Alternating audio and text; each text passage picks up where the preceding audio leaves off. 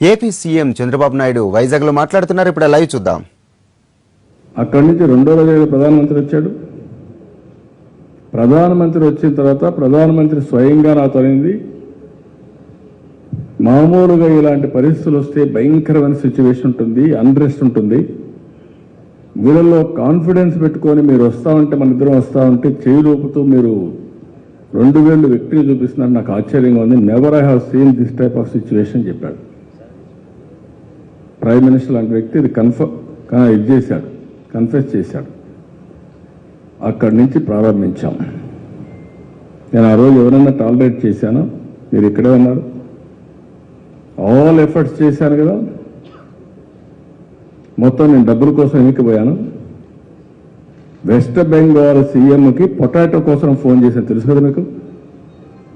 ఏంటి పొటాటోస్, ఆవిడ నాకు ఫేవర్ కాదు, లారీలు పెట్టి రైట్ టైంలో ఆ పొటాటోస్ పంపించండి, డబ్బులు నేను ఆన్లైన్లో ఇస్తాను, నాకేం బాధని చెప్పాను. కర్ణాటక సీఎంకి, తమిళనాడు సీఎంకి, అందరు సీఎంలకు ఫోన్ చేసి పోల్స్ నువ్వు నాటించడానికి మనుషులు పంపించమని కోరా. అదే మరిగా సెంట్రల్ గవర్నమెంట్లో ఉండే మినిస్టర్స్కి అందరికీ ఫోన్ చేసి నాకు అసిస్టెన్స్ ఇమ్మన్నాం. పవర్ గ్రిడ్ కార్పొరేషన్, ఇంకొకరిని అందరినీ బాధ పెట్టి మీరు ఏం చేస్తారో తెలియదు, నాకు మనుషులు పంపించమన్నాను. అదే మరిగా ఎవరైతే సర్వీస్ ప్రొవైడర్స్ వచ్చారో టెలిఫోన్స్ అందరినీ, నాకు బాగా పరిచయం, సునీల్ మిత్తల్, ఎయిర్టెల్, వార్నింగ్ ఇచ్చా, తమాషా పడద్దండి, మీ టెలిఫోన్స్ లిగ్నైట్ చేయడానికి కరెంట్ వస్తే తక్కువ ఖర్చు అవుతుంది, డీజిల్ అయితే ఎక్కువ ఖర్చు అవుతుంది, చేయడం లేదు, బీ కేర్ఫుల్ వార్నింగ్ ఇచ్చాం.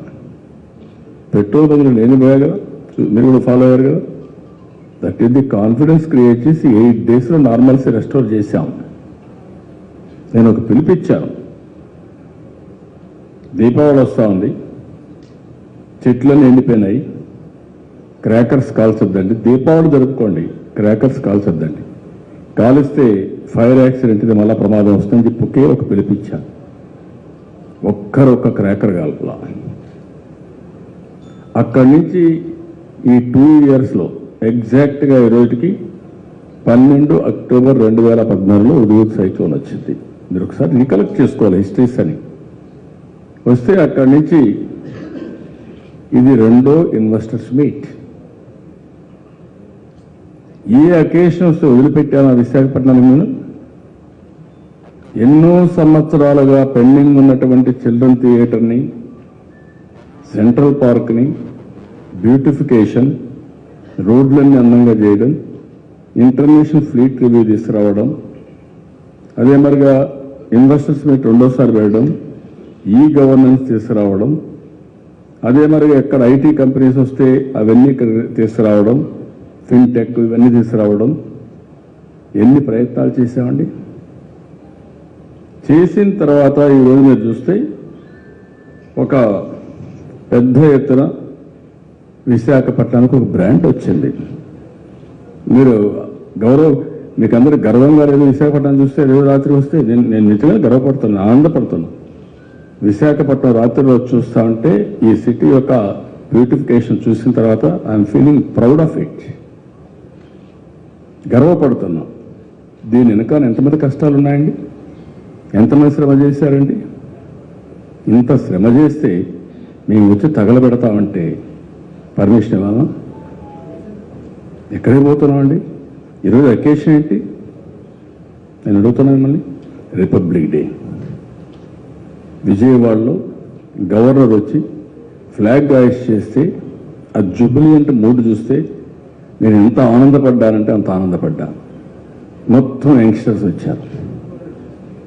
నేషనల్ ఫ్లాగ్ను రిఫ్లెక్ట్ చేస్తూ మొత్తం స్టేడియంలో కూర్చుంటే ట్రై కలర్ మొత్తం మ్యాచ్ అయ్యే విధంగా పిల్లలు కూర్చొని ఎంత ఆనందం అంటే వాళ్ళు చూసినప్పుడు ఎవరు వచ్చినా జుబిలియంట్గా ఒక పండుగ వాతావరణం, ఒక నేషనాలిటీ, జాతీయ భావాన్ని ప్రతిబింబించే విధంగా ప్రతి ఒక్కరూ ఓహని కేరింతలు చప్పట్లు కొట్టి బ్రహ్మాండంగా ఆనందపడే పరిస్థితి వచ్చింది. ఒక పర్వదినం నేషనాలిటీని, జాతీయతని పిల్లల్లో ప్రబోధించే దినం రిపబ్లిక్ డే, ఇండిపెండెన్స్ డే. ఈరోజు మన జాతీయ ఫ్లాగ్ ఎవరు రాశారండి? పింగళ వెంకయ్య విజయవాడ అతను. గర్వంగా 2 మెమరీలు పెట్టుకొని రే మన జాతికి ఎలాంటి కాంట్రిబ్యూషన్ చేశామని చెప్పుకునే రోజు, బ్రహ్మాండంగా మనం ముందుకు పోవాల్సిన రోజు, అదే మరి ప్రతి ఒక్కరిలో దేశభక్తిని పెంచవలసిన రోజు. విదేశాల్లో కొంతమంది కావాలని చెప్పి ఈరోజు కూడా మణిపూర్లో ఎక్కడో బాంబులు పెరిచారు. విదేశాలు కొంతమంది కుట్రలు, టెర్రరిస్టులు వీళ్ళంతా వచ్చి దేశంలో అస్థిరత్వాన్ని సృష్టించాలని ప్రయత్నం చేస్తున్నారు. ఒక పక్క ఢిల్లీలో రెడ్ అలర్ట్. మొన్న నీతి ఆయోగ్ గురించి పిఎం ఆఫీసు పోవడం మాకు 45 మినిట్స్ పట్టింది, 1 కిలోమీటర్. ఎందుకు? మొత్తం రిస్ట్రిక్షన్స్, ట్రాఫిక్ రిస్ట్రిక్షన్స్. అలాంటివన్నీ చేసి ఈరోజు మనం ముందుకు పోయే పరిస్థితి వస్తే ఇక్కడికి వచ్చి ఈరోజు మేము నిరసన చేస్తాం. ఎప్పుడన్నా ఇంతవరకు మీరు చరిత్రలో ఎప్పుడన్నా రాజకీయ పార్టీలు చేసాయండి? ఇది ఐఎమ్ ఆస్కింగ్ స్ట్రైట్ క్వశ్చన్. నేను 35 ఏళ్ళు ఉన్నా, ఎప్పుడు చేయలే. మీరు చేతనైతే నెగటివ్గా కూడా మాట్లాడకూడదు. ఈరోజు మాట్లాడవలసింది దేశభక్తిని ప్రబోధించే విధంగా ప్రజల్లో ఇన్స్పిరేషన్ తీసుకురావాలి, ప్రజల్ని కూడా సమాయత్తం చేయాలి. ఆ విధంగా ఎప్పుడు నేను హైదరాబాద్లో ఉన్న ఎక్కడున్నప్పుడు కూడా రిపబ్లిక్ డే, ఇండిపెండెన్స్ డే, ఈ 2 రోజులు రాజకీయాలు లేవు, రాజకీయాలు ఉండడానికి వీలు లేదు. ప్రతి ఒక్కరిలో దేశభక్తి తప్ప ఇంకోటి ఉండడానికి వీలు లేదు. అలాంటి సంఘటనని విమర్శించడానికి కూడా ఇది సమయం కాదు, అది గుర్తుపెట్టుకోవాలి.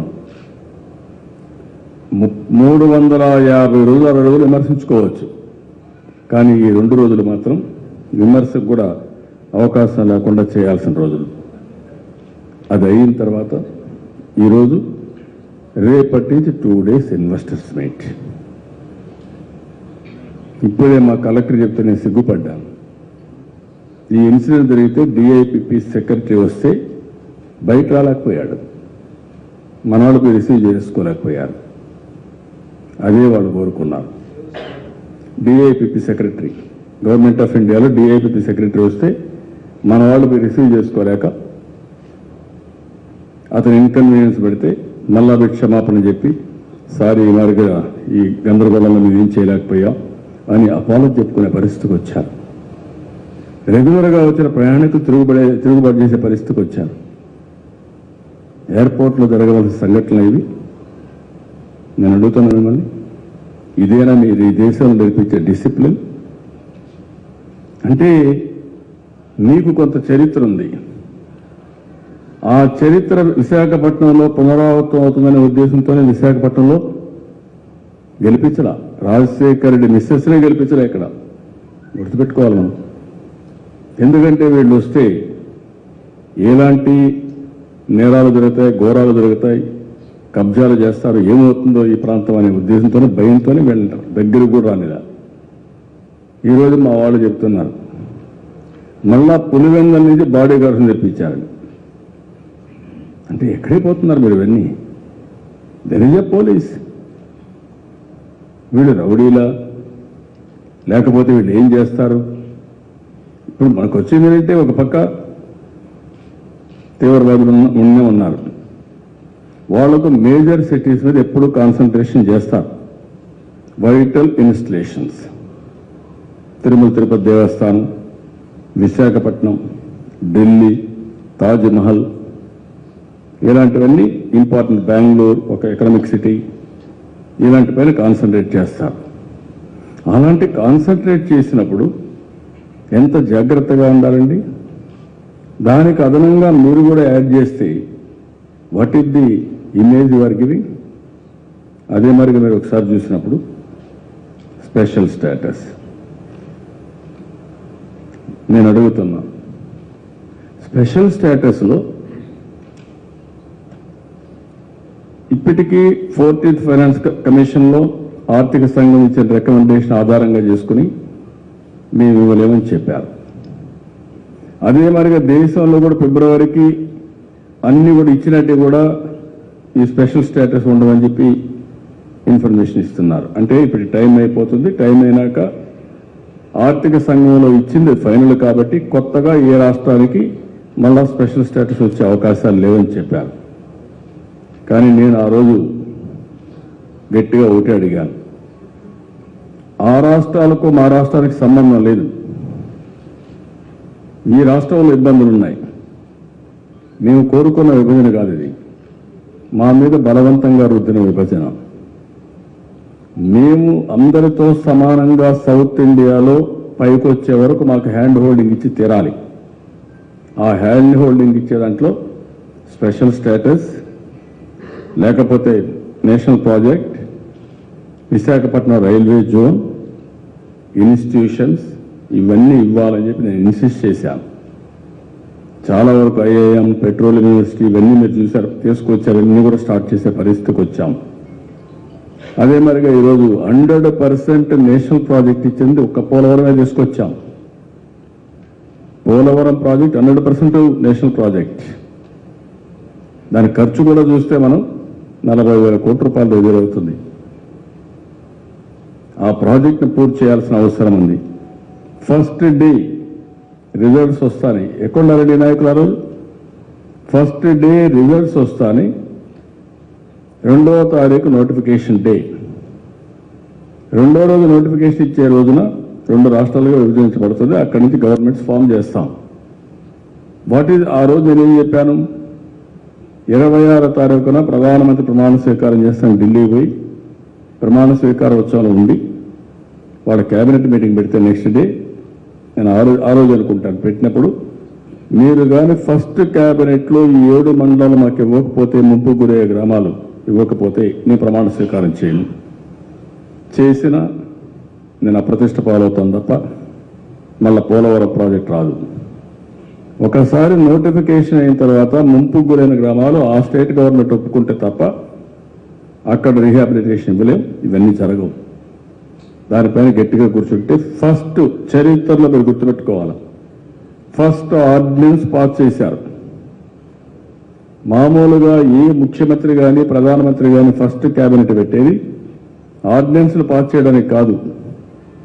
ఫస్ట్ క్యాబినెట్ అసెంబ్లీ కానీ పార్లమెంట్ సమావేశాన్ని పిలుస్తారు మంత్రివర్గం ఏర్పాటు చేసుకొని.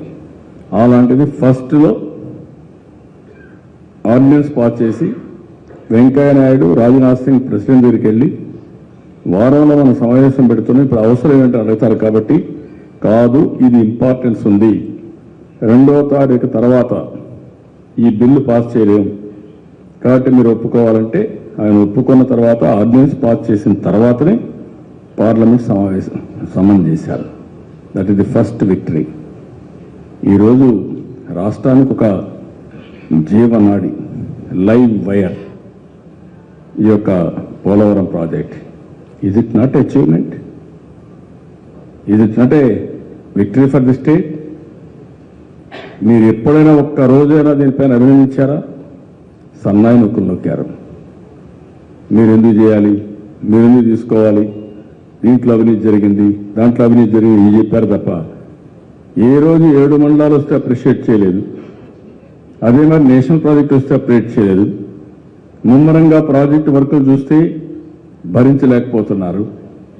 వారం వారం దాని మీద నేను శ్రద్ధ పెట్టి సోమవారాన్ని పోలవారంగా చేసి నేను ఎక్కడికక్కడ అవన్నీ స్ట్రీమ్ లైన్ చేసి ఎట్టి పరిస్థితిలో 2018 ఫ్లడ్ వాటర్ రావాలని ఒక టార్గెట్ పెట్టుకొని ముందుకు పోయే పరిస్థితికి వచ్చింది. దానివల్ల చాలా వరకు మనం ముందుకు వచ్చే పరిస్థితి వచ్చింది. Special status.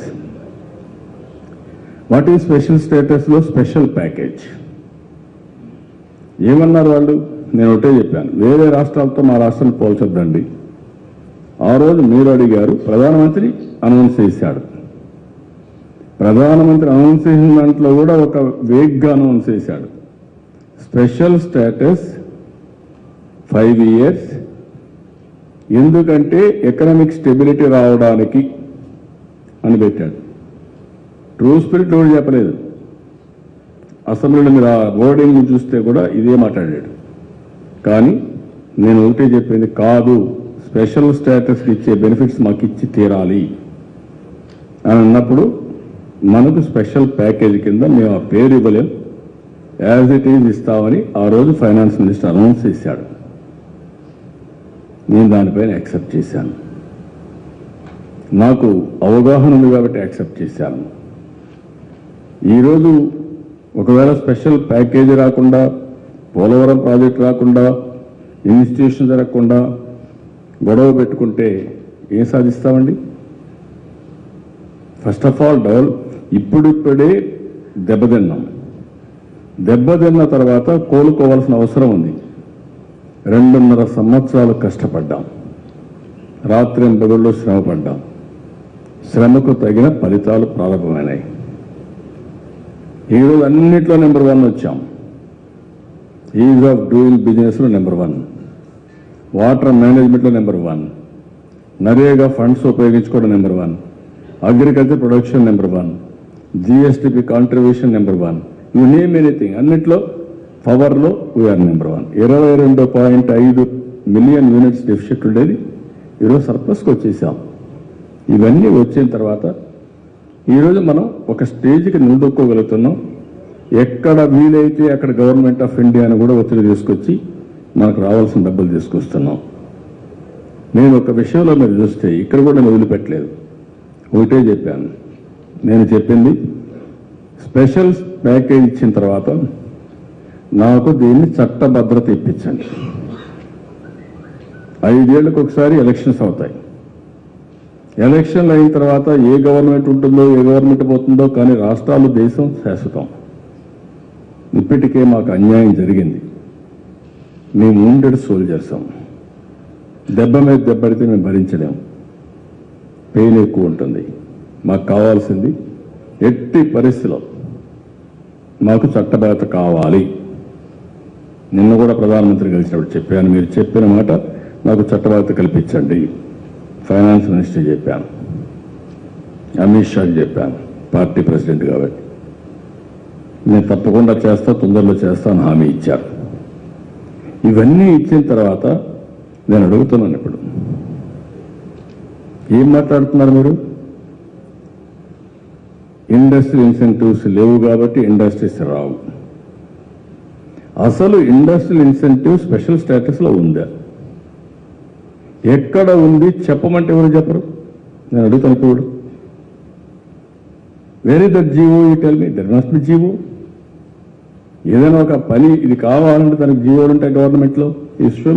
ఈ జీవో ప్రకారం ఇది స్పెషల్ స్టేటస్ వస్తే మనకి ఇండస్ట్రీస్ వస్తాయి అని చూపించాలి కదా. ఎన్నిసార్లు నేను అడిగాను? మభ్యపెట్టే ప్రయత్నం, తప్పుడు ప్రచారం, విద్యార్థుల్ని, యువతని రెచ్చగొట్టే ప్రయత్నం. అంటే వాళ్ళ జీవితాలతో ఆడుకుంటారా మీరు? ఎక్కడే పోతున్నారు మీరు? చూపించండి, నేను అడుగుతా, నేనే పోరాడతా. నాకు ఎవరి మీద మొహమాటం లేదు. నాకంటే వీళ్ళకు సీనియారిటీ లేదు, స్టేచరు లేదు. ఇంతవరకు వీళ్ళు రాజకీయాల్లో ఒక విజయాలు లేకుంటే ఒకటి చేసింది లేదు. వీళ్ళకి అనుభవాలు కూడా లేవు. ఊరికే అందరం అన్ని పనులు చేయలేరు. కొంతమంది తప్పుడు పనులు చేసి జైలుకు కూడా పోతారు. మొత్తం పోయి వచ్చారు, ఎవ్రీ ఫ్రైడే మళ్ళా కోర్టు తిరిగి పోవాలి. వీళ్ళ గురించి నన్ను గురించి మాట్లాడతారు, నన్ను గురించి అవినీతి ఆరోపణ చేస్తారు. ఎంత బాధ వేస్తుంది మీరు కూడా గుర్తుపెట్టుకోవాలి. ఈరోజు నా మీద అవినీతి ఆరోపణ చేసిన నేనే ఈరోజు డిజిటల్ ఎకానమీ వచ్చినప్పుడు, మొబైల్ ట్రాన్సాక్షన్స్ వచ్చినప్పుడు ఒక రిపోర్ట్ కూడా ఇచ్చాను. ఈ దేశంలో 2,000 రూపాయల నోటు కూడా అవసరం లేదు, 1,000 రూపాయలు అవసరం లేదు, 500 రూపాయలు అవసరం లేదు. ఎప్పుడైతే 1,000 రూపాయలు ఉందో కరెన్సీని మీన్స్ ఆఫ్ ట్రాన్సాక్షన్కి ఉండాలి తప్ప కరెన్సీ వెల్త్ క్రియేషన్కి ఉండకూడదు. కొంతమంది దుర్మార్గమైన పనులు, ఇండ్లలో 100 కోట్ల రూపాయలు దాచిపెట్టుకోవడం, స్విస్ బ్యాంకుల్లో దాచిపెట్టుకోవడం, తప్పులు చేసి జైలు పోవడం, మళ్ళా వచ్చి గొప్పలు మాట్లాడడం, రాజకీయంగా ఇష్టానుసారంగా ప్రవర్తించడం, ఎన్ని జరిగే పరిస్థితి వచ్చింది. నేను అలాంటి ఇస్తే నా మీద ఆరోపణ పెడతారు. నేను చాలా స్పష్టంగా చెప్పాను, ఎట్టి పరిస్థితుల్లో ఈ దేశంలో ప్రక్షాళన కావాలి. రాజకీయ అవినీతి పోవాలి, అధికారుల అవినీతి పోవాలి, పెద్ద పెద్ద డినామినేషన్స్ పోవాలి. ఇప్పుడు 1,000 రూపాయలు పోయినాయనుకోండి, అంతా 100-100 రూపాయలు ఉంటే ఎలక్షన్లో పంచాలన్న కట్లెత్తపోవాలి, ఎండల్లో పెట్టుకోవాలన్న పెద్ద పెద్ద రూములో పెట్టుకోవాలి. It is impossible to store. రెండోది, ఈరోజు మీరు ఏం మాట్లాడుతున్నారండి? ఇండస్ట్రీస్ రాకుండా పోతున్నాయి, ఇన్సెంటివ్స్ లేవని మాట్లాడుతున్నారు కదా. ఈరోజు ఇక్కడ ఏం జరుగుతోంది? ప్రపంచంలో 42 దేశాల నుంచి పెట్టుబడిదారులు వచ్చారు, మంత్రులు వచ్చారు, పెద్ద పెద్ద పారిశ్రామికవేత్తలు వచ్చారు, పెట్టుబడులు పెట్టడానికి ముందుకు వచ్చారు. పోయిన సంవత్సరం పెట్టుబడులు పెట్టారు, అవి కూడా చూపిస్తాను. ఇప్పుడు మళ్ళీ వచ్చారు. మళ్ళీ వస్తే మీరు దౌర్జన్యాలు చేస్తే, ఇక్కడ బీచ్ రోడ్లో కూర్చొని మేము విన్యాసాలు చేస్తాం, రౌడీజం చేస్తాం, స్థైర్య విహారం చేస్తాం అంటే ఎవడు వస్తాడని ఇక్కడికి రాకూడదు కదా. ఈరోజు పులివెందులకు ఎవరెందుకు రావడం లేదు? కడపకి ఎందుకు ఎవరు రావడం లేదు? నేను ఇప్పుడు కడప మారిందని చెప్పాల్సి వస్తూ ఉంది. కడపలో కూడా రౌడీజం లేదని చెప్పాల్సి వస్తూ ఉంది. పులివెందులో రౌడీజం ఉండదు, ఆర్థికంగా పైకి వచ్చారు, ఇప్పుడు అవన్నీ ఉండవు, ఇంకా భవిష్యత్తులో మీరేం భయపడద్దని చెప్పాల్సి వస్తుంది. అలాంటివి నేను చేస్తూ ఉంటే ఇప్పుడు వీళ్ళు వచ్చేసే పని ఏంటండి? ఎప్పుడు ఫిక్స్ చేసాం ఈ డేట్? ఎప్పుడో ఫిక్స్ చేసిన date. Republic day every year 26 తారీఖు జనవరి వస్తుంది. 27, 28 ఇన్వెస్టర్స్ మీటింగ్ ఎప్పుడో ఫిక్స్ చేశాం. ఈరోజు మీరు వచ్చి కావాలని చేస్తే ఏంటి మీ ఉద్దేశం? మొన్న మీరు చూశారు, తుని ఒక ట్రైన్ తగలబెట్టారు. తగలబెడితే గవర్నమెంట్ మీదనే సవాళ్ళు వదులుతున్నారు. ఎప్పుడు చేశారు ఆ పని? ఇంటర్నేషనల్ ఫ్లీట్ రివ్యూ ఆ సమయంలో చేశారు. ఆ సమయంలో ఎంత టెన్షన్ క్రియేట్ చేశారండి మనకు. రాష్ట్ర పరువు పోగొట్టే పరిస్థితి తీసుకొచ్చారు. ఇప్పుడు దానికి ఒక జ్యుడిషియల్ కమిషన్ వేసాం. ఆ రిపోర్ట్ వస్తేనే ప్రాసెస్ మొదలు పెడతాం. దానికి ఇప్పుడు కావాలని చెప్పి జ్యుడిషియల్ కమిషన్ వేసిన తర్వాత చట్టరాతి కోసం, కాపును కూడా బీసీలు చేర్చడం కోసం రిపోర్ట్ ఇమ్మంటే ఇప్పుడు ఆందోళన చేయడం ఏంటండి? ఈ ఇన్వెస్టర్ సమయంలో దానికి ఎవరు? ఆ రోజు ఇన్వాల్వ్ అయిన వాళ్ళే మళ్ళా పోయేసి చర్చలు చేశారు కదా. చూశారు కదా, వైఎస్ఆర్ కాంగ్రెస్ పోయి మళ్ళా అక్కడ ఉండే నాయకులతో చర్చలు చేశారు. అంటే what is your intention? Where are you going? అంటే మళ్ళా మీరు బస్సులు తగిలిపెడతారా, లేకపోతే ట్రైన్స్ తగిలిపెడతారా, లేకపోతే రాష్ట్రాన్ని తగిలిపెడతారా? అంటే మీరు చేసే పనులు చూస్తూ ఉండాలి. దిస్ వేర్ ఇవన్నీ వచ్చే పరిస్థితి వచ్చేది. ఈరోజు నేను అడుగుతున్నా, వాట్ ఈజ్ యువర్ ఇంటెన్షన్? ఈరోజు ఇన్వెస్ట్మెంట్ కావాలంటే వచ్చిన ఇన్వెస్టర్స్ని బెదిరించడంలో మీ యొక్క ఆలోచన ఏంటి? అందుకని ప్రజలు ఆలోచించాల్సిన అవసరం ఉంది. ఇలాంటి తప్పుడు పనుల వల్ల చాలా వరకు దెబ్బతింటాం. అదే మరి ప్రజలు కూడా ఆలోచించాల్సింది, యువత ముఖ్యంగా. ఇలాంటి వాళ్ళు నమ్ముకుంటే రాష్ట్రం ఏమవుతుంది? ఎక్కడైతే ఇవన్నీ జరిగిన తర్వాత స్పెషల్ స్టేటస్ వచ్చిన రాష్ట్రాలు మన రాష్ట్రం ఎట్లా వెళ్తే కూడా చెప్పడానికి నేను అవి కూడా డిస్కస్ చేద్దాం. దాంట్లో కూడా ఏం తప్పలేదు. రెండోది, నేను దావోస్కి వెళ్ళాను. దావోస్కి వెళ్తే ఏం మాట్లాడారండి? నేను ఒక దావా పెట్టుకొని అక్కడ వచ్చిన వాళ్ళందరినీ మా ఇంటికి రండి, మా షాప్కి రండి, మా ఇంటికి వచ్చి భోంచేయండి అడుక్కున్నాను. Yes, I requested them. అదే పరిస్థితి ఆంధ్రప్రదేశ్ పరిస్థితి. ఒక డాబా పెట్టుకొని ఆ డాబా దారిలో అందరినీ రండి అని అడిగే పరిస్థితి మంది ఈరోజు. ఆ పరిస్థితి నుంచి కోలుకుంటున్నా, స్టెప్ బై స్టెప్ కోలుకున్నా. I'm very proud of it. విజయవాడలో మన ఎయిర్పోర్ట్ పరిస్థితి ఏంటంటే, రాజధాని ఎయిర్పోర్ట్ ఒక చిన్న షెడ్. ఆ షెడ్ చూస్తే అనేక సార్లు వెంకయ్య దాని గురించి ఎగతాళి చేసేవాడు. నాకే సిగ్గేస్తా ఉందా మన రాజధానికి రావాలంటే. ఇంటిది షెడ్లో. అశోక్ చెప్పండి, తొందరగా కట్టుకుందాం అంటే అక్కడి నుంచి ప్రారంభించాం. ఈరోజు అన్నది బెస్ట్ టర్మినల్ కట్ట, ఫస్ట్ టర్మినల్. అది కూడా ఫుల్ ప్లేటెడ్ కాదు, ఇంకా ఏరో బ్రిడ్జెస్ చాలా. దానికి ఫస్ట్ అది కట్టి దీని పక్కన మళ్ళీ పర్మనెంట్ టర్మినల్ ఒకటి కట్టి ఏరో బ్రిడ్జెస్ పెట్టి రన్వే ఎక్స్పాండ్ చేసి ఆ తర్వాత దీన్ని ఎయిర్ కార్గోకి ఉపయోగించుకోవడానికి దాన్ని రెడీ చేశాం. విశాఖపట్నం ఆల్ ఫ్లైట్స్ రావడానికి ఈరోజు మనం చేసే పరిస్థితికి వచ్చాం. ఇదే పరిస్థితి నాకు ఒకప్పుడు హైదరాబాద్లో, మీరు గుర్తుపెట్టుకోవాలి. ఇదే మరి నన్ను ఆడిచ్చారు. హైదరాబాద్లో ఒక పక్క మత విద్వేషాలు, 6 నెలలు కర్ఫ్యూ. ఓల్డ్ సిటీలో కర్ఫ్యూ అయితే కర్నూలు రావడానికి కూడా వీల్లేదు, సిటీ నుంచి ఇటు విజయవాడకు రావడానికి వీల్లేదు. విజయవాడ రావాలంటే మలక్పేట నుంచి రావాలి, కర్నూలు పోవాలంటే ఓల్డ్ సిటీ రావాలి, వేరే ఆల్టర్నేటివ్ రోడ్ లేదు. అక్కడి నుంచి ప్రారంభించాం, కంట్రోల్ చేశాం. కమ్యూనల్ వైలెన్స్ పూర్తిగా కంట్రోల్ చేశాం. అక్కడి నుంచి నేను హైదరాబాద్ ఎయిర్పోర్ట్, ఒక్క ఫ్లైట్ లేదు, ఇంటర్నేషనల్ ఫ్లైట్. గవర్నమెంట్ ఆఫ్ ఇండియాతో ఫైట్ చేశాను. వాజ్పేయి గారిని అడిగాను, అప్పుడే ఓపెన్ స్కై పాలసీ తీసుకొచ్చి ఫస్ట్ ఫ్లైట్ దుబాయ్కి ఎమిరేట్స్ ద్వారా ఒక ఫ్లైట్ వేయించాం. అక్కడి నుంచి ట్రాఫిక్ పెంచాం. Best international port, green field port, first of its kind in India తీసుకొచ్చాం. రోడ్స్ వెడల్పు చేశాం. సైబరాబాద్ సిటీయే చేశాం. ఔటర్ రింగ్ రోడ్ ప్రపంచంలో ఎక్కడా లేని విధంగా 165 కిలోమీటర్స్ 8 లేన్ రోడ్ ఆ రోజుని కన్సిడర్ చేశాం. నేను ప్రపంచం అంతా వెళ్ళాను. 14 రోజులు తిరిగాను అమెరికాలో. ప్రతి ఒక్క ఆఫీస్కి వెళ్ళాను. నాకేం బేసిజం లేదు. వెళ్ళాను, సార్ని అడిగాను. వాళ్ళ దగ్గర నేను సీఎంగా పోవాల్సిన అవసరం లేదు. ఒక ప్రైవేట్ వ్యక్తి నేను కనుక్కోవాలి, రాష్ట్రం కోసం అడుక్కున్నాం. ఒక సర్వెంట్గా పనిచేశా. సర్వెంట్గా పనిచేసి హైదరాబాద్ని బిట్ బై బిట్, అంగుళం అంగుళం అభివృద్ధి చేశాం. అది ఈరోజు ఒక ఎకో సిస్టమ్ డెవలప్ అయింది. ఈరోజు ఈ మాదిరిగా హైదరాబాద్ ఉందంటే కారణం, తెలంగాణకి ఇంత ఆదాయం వస్తుందంటే బికాస్ ఆ రోజు నేను చేసిన ఫౌండేషన్, ఆ రోజు నేను చేసిన డెవలప్మెంట్, అది ఈరోజు ఆ ఎకో సిస్టమ్ డెవలప్ అయ్యి ఆ కష్టానికి ఫలితాలు వచ్చే పరిస్థితి వచ్చింది. నేను ఆ రోజు వీళ్ళు ఈ వారిగా మాట్లాడుతున్నారు, ఇదే మరి గీతాలు చేశాను. ఏం చేశావా నువ్వు? ఎయిర్పోర్ట్ నుంచి ఒక రోడ్డు హైటెక్ సిటీ కేసు నేతాలు చేశారు. ఎవరై బాధాడు, ప్యాషన్తో పనిచేశా.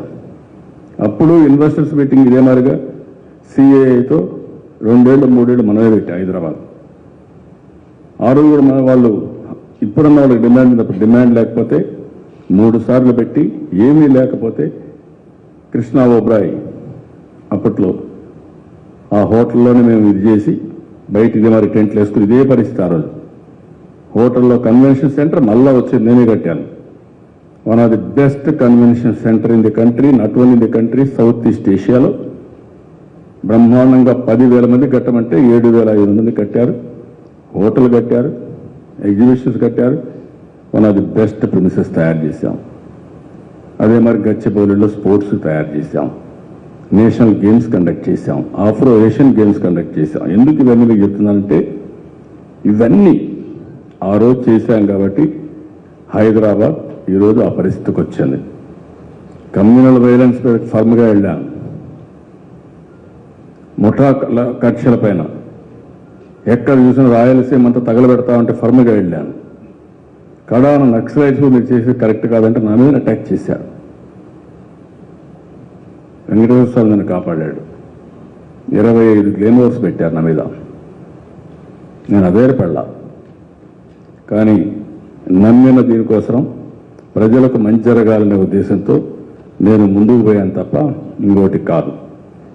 అందుకనే ఈరోజు కూడా అదే పరిస్థితి. ఆ రోజు కన్నా ఆ రోజు కాస్తో కోస్తో మెచ్యూర్డ్ లీడర్షిప్ ఉంది కాంగ్రెస్లో.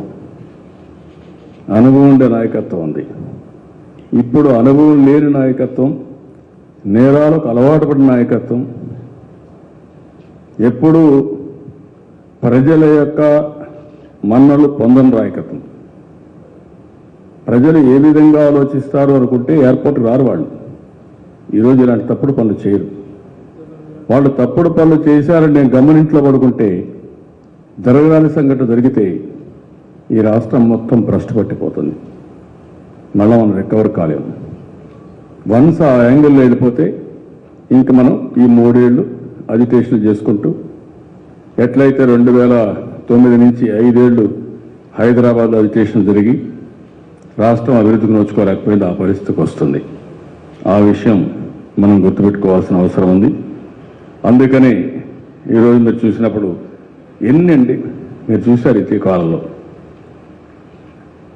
రైతులు 35,000 ఎకరాలు భూమి ఇస్తే రాజధానికి అపోజ్ చేస్తారండి ఎవరన్నా?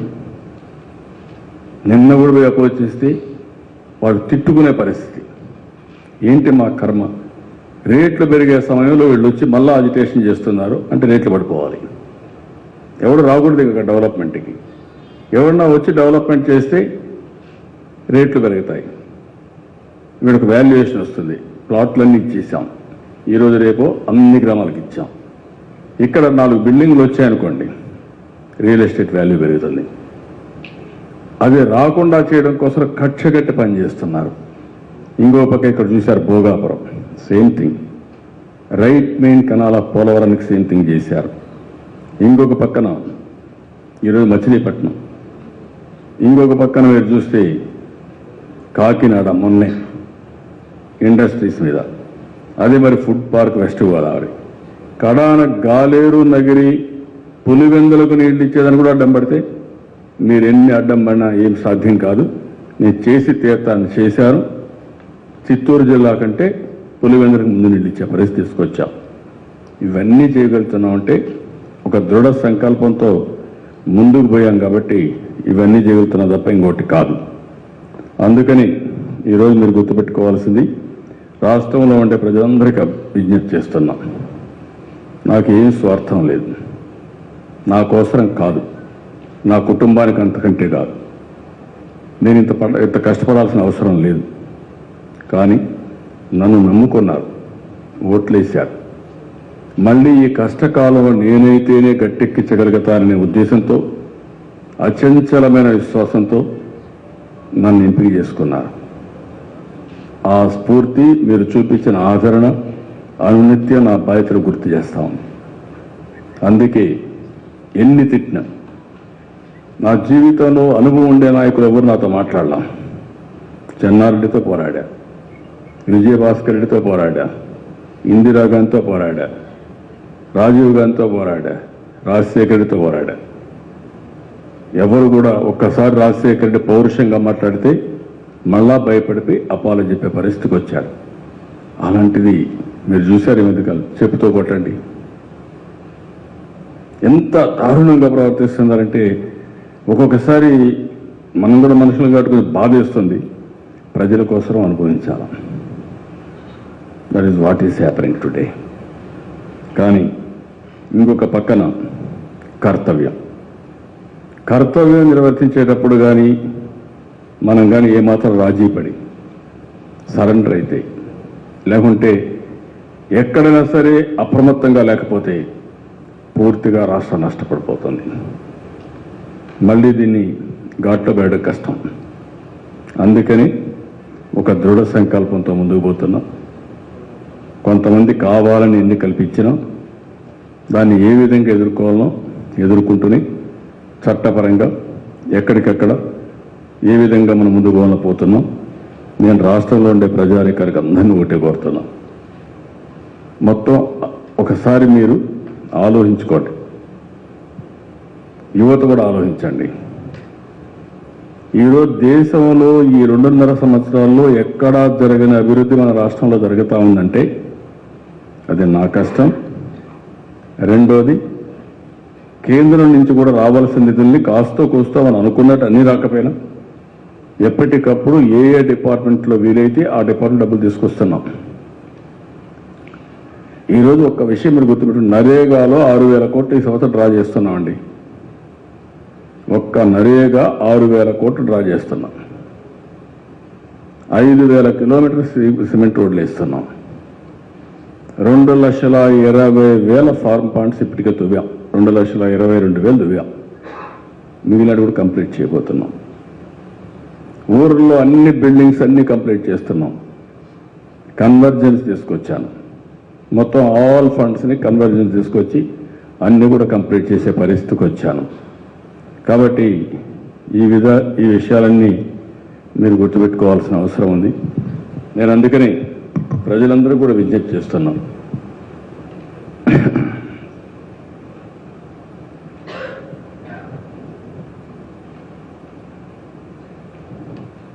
మీరు మొన్న చూశారు 20 డిగ్రీల టెంపరేచర్ మైనస్, ఎక్కడ చూసిన స్నో. అదే ప్లేస్లో ఒకసారి మన సెక్రటరీ రావత్ లాస్ట్ ఇయర్ అంతా అయిపోయింది, బయలుదేరి ఇంటికి వస్తున్నాం. నేను ఒక రిసెప్షన్కి వెళ్ళాను. అక్కడి నుంచి స్లిప్ అయి పడ్డాడు. పడిన తర్వాత హాస్పిటల్ తీసుకుపోతే రికవర్ అవుతారనుకోలేదు. అంత ప్రమాదమైనటువంటి ఫ్రాక్చర్స్ అయినాయి.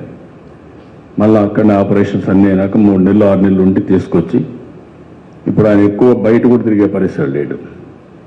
కేరళ సీఎం అదే ప్రాంతానికి వచ్చి ఒకసారి పడి ఆయన కూడా ఫ్రాక్చర్స్ అయ్యి చాలా ఇబ్బంది పడ్డాడు. అక్కడ మామూలుగా ఇలాంటి యాక్సిడెంట్స్ చాలా జరుగుతూ ఉంటాయి. అలాంటి ప్రదేశాలు పోతే విహారయాత్రలు వేరంట. వాట్ టైప్ ఆఫ్ పాలిటీషియన్స్ అంటే వీళ్ళు? అంత చలిలో -20 డిగ్రీ టెంపరేచర్లో విహారయాత్రలు ఏం చేస్తారండి? వీళ్ళు ఎత్తిపోయి అక్కడ వదిలిపెట్టారు, బట్టలు వదిలేసి మొత్తం సెట్ అయిపోతారు. ఈ ప్రాబ్లమ్స్ ఏమి రావు. అప్పుడు మాట్లాడే మాటలు కూడా ఉంటాం అనమాట. ఆ ఐస్లో వేసి ఒక 6 నెలలు ఫ్రీజ్ అయిపోతాయి.